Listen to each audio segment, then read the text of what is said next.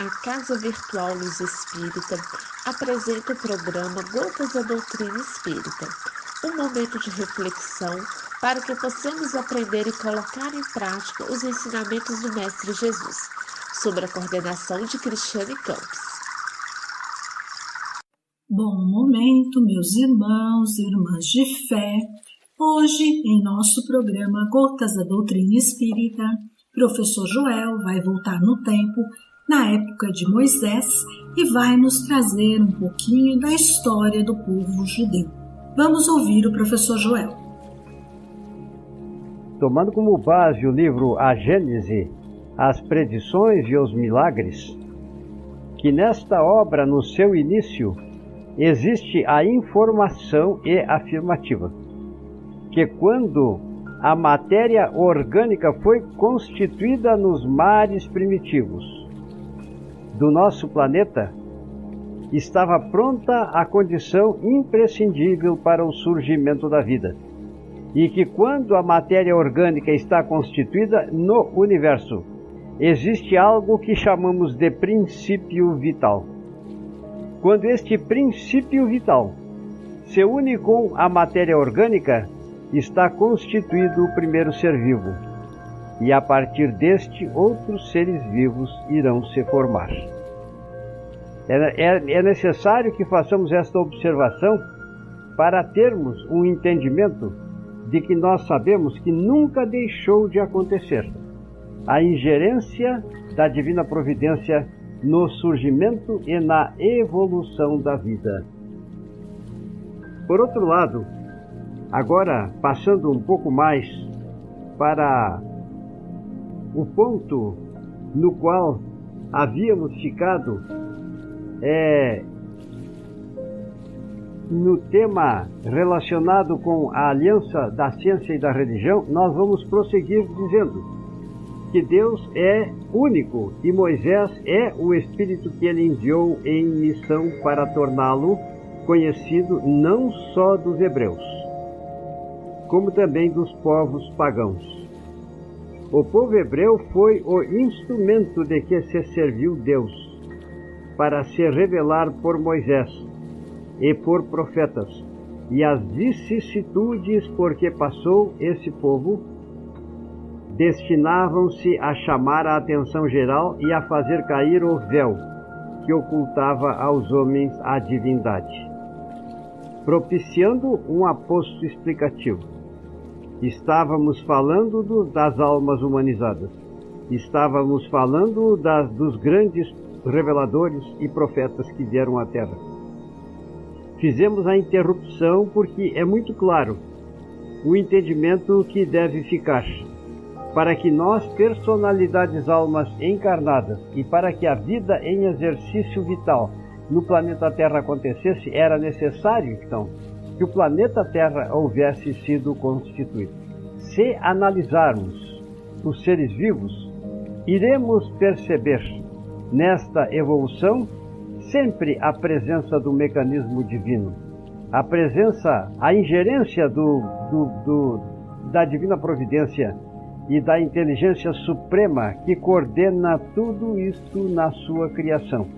Inteligência suprema que é infinita, onipresente e abrange todo o universo, que faz parte dos estudos e do alcance por nós até hoje conseguidos, porque as obras de Deus não cessam nunca. Existem pontos que é constituído por escuridão completa. E é dito que lá é o melhor. Existe a suposição que lá não existe vida.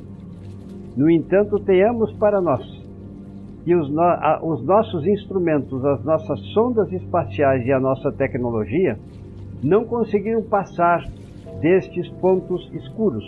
Mas se lá chegássemos, iríamos perceber que a atividade do Pai, a atividade criativa não cessa, não somente na formação e evolução de mundos, como também do surgimento e evolução da vida. Estamos dizendo isso para configurar a nossa opinião a respeito e temos a certeza de que os bons espíritos não irão discordar desta opinião, já que nos ensinamentos propiciados pela doutrina que consola, temos os subsídios para pensarmos nesta modalidade. Então, agora prosseguindo, nós temos que Moisés e outros profetas foram grandes reveladores, e que as revelações para o povo hebreu não destinavam-se tão somente para eles, também eram destinadas para o restante da humanidade.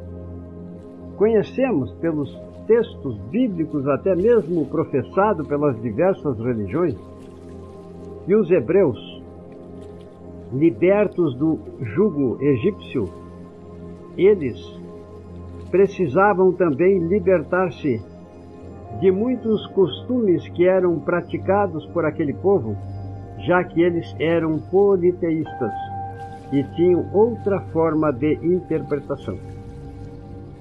Por esse motivo, eles precisaram peregrinar no deserto por cerca de 40 anos, até que o último ser humano liberto do jugo egípcio houvesse desencarnado. E assim a história é profeticamente revelada e registrada no Velho Testamento nos deixam evidente que o povo liberto foi conduzido paulatinamente através das vicissitudes e dos sofrimentos, até o ponto em que tornaram-se adeptos, dedicados, e que adoravam o Deus único, o único Pai, e que para nós nos dias atuais é a inteligência suprema, a causa primária de todas as coisas.